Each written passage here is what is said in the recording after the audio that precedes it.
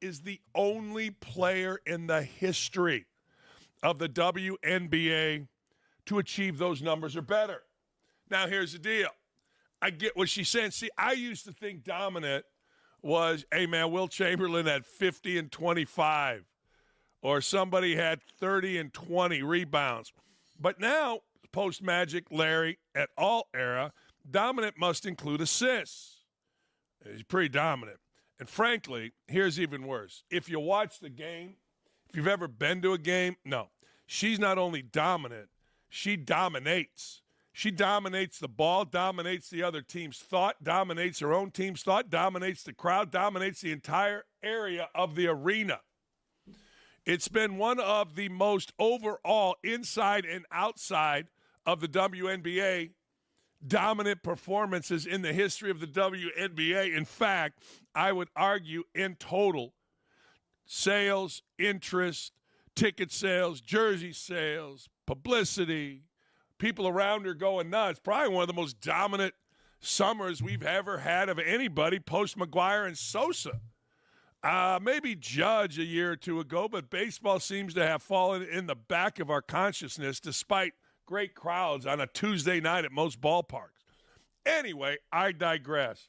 Let's hear from the hater that is Sheryl Swoopes, the nasty one.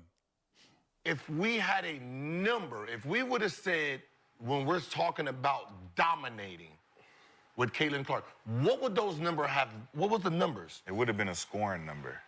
Exactly. Yeah. Right? Because of that high clip, shooting it. Right, So right. we'd have been like, That's what she did. You consider 20 that's points what I per was saying game, when you said so it. you don't consider 20 points per game? So if her stats, when we're saying she won't do this in the W, she averaged 31.6, 7.4 rebounds, 9 assists, right?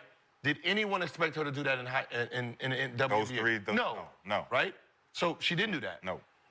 Now, if we say her stats are today, what? 20 points, 8.4 assists, 6 rebounds. That's crazy. But That's crazy. Is that dominant? 5.6 Those are turnovers, hell too. of a number. Those are hell For of a a numbers. rookie. But to me, that's not Period. dominating. Yeah, it's only not dominating because she's a rookie. Now, If No. Yeah, so, 'cause if she's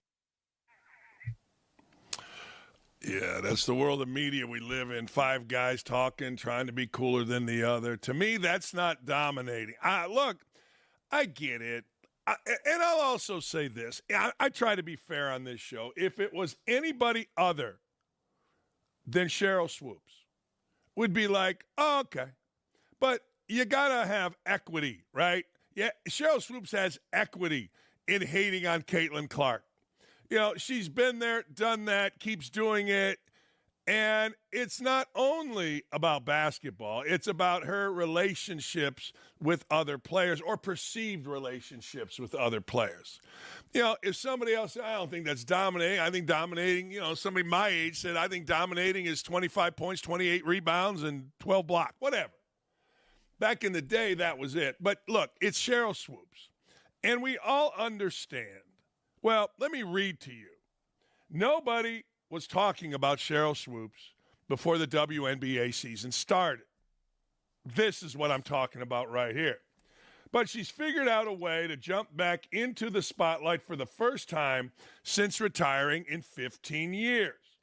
She's staying relevant by saying dumb things about the next popular women's basketball player, the most popular women's basketball player on the planet, while clearly falling into the trap of becoming addicted to her social media mentions filling up, even if the overwhelming majority of the population disagrees with everything she's saying.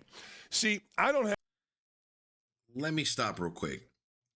So I just wanted to point something out that Dan made very, very clear.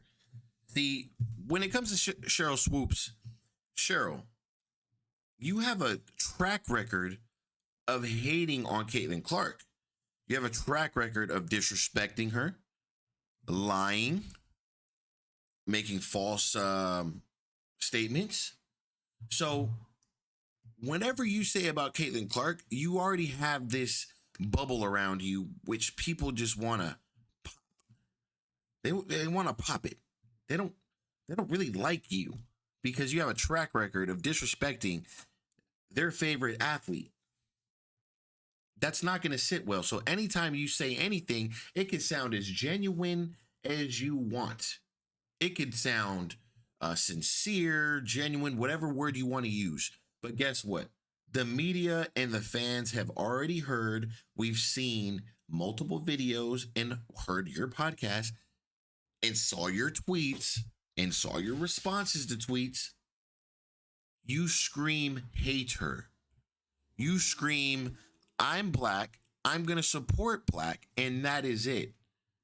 Caitlin Clark is white, and I will not allow her to be dominant in this league. And I will put anything I can out to diminish dominance when it comes to Caitlin Clark.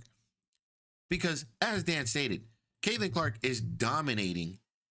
And I don't know if we've ever seen an athlete, not just a male or a female, an athlete in general, with this much firepower. Caitlin Clark is talked about more than any athlete today. Prove me if I'm wrong. What other athlete do we talk about on a daily basis?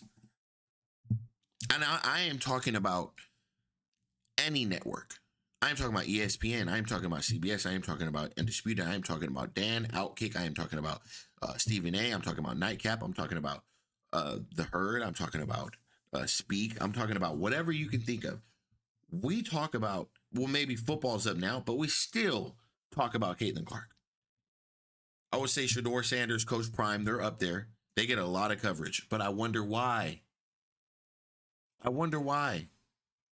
They're the ticket. They're the ticket. Caitlin Clark is the ticket.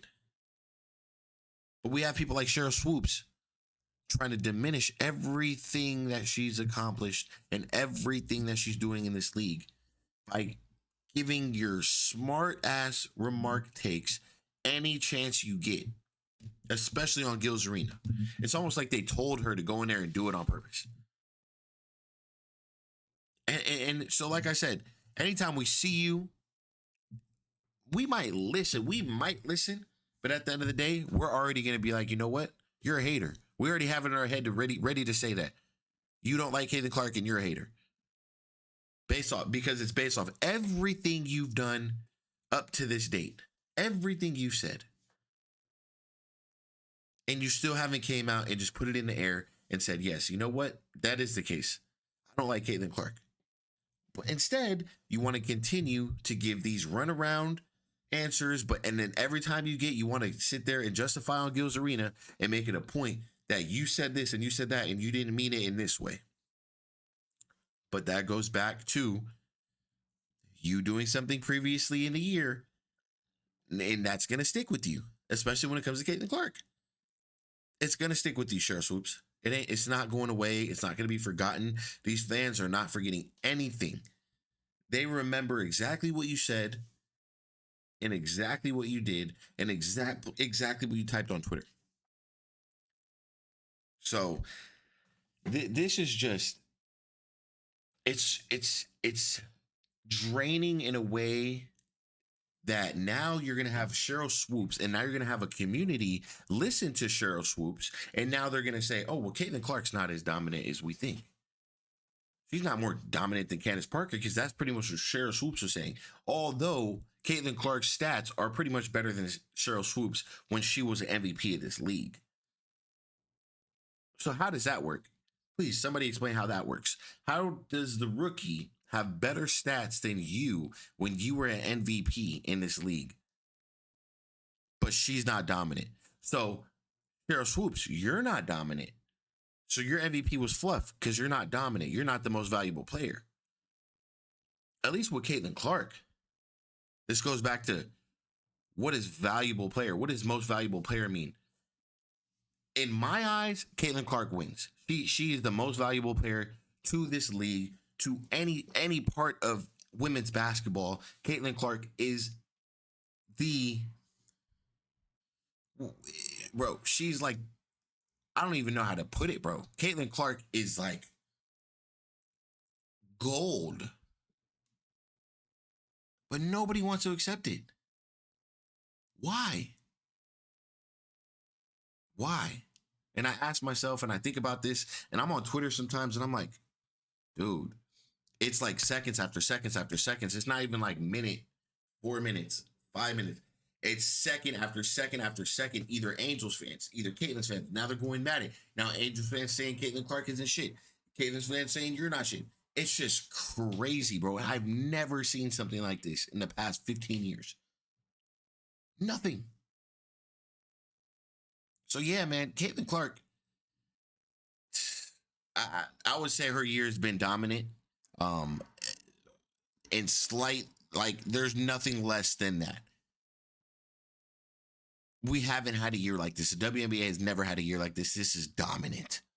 This is like, oh my gosh, if we could have 10 of these years, and if we could have 10 Caitlyn Clarks, imagine what this league could be. So, look, man, it's your boy CEO Connor. I appreciate you guys for tapping in.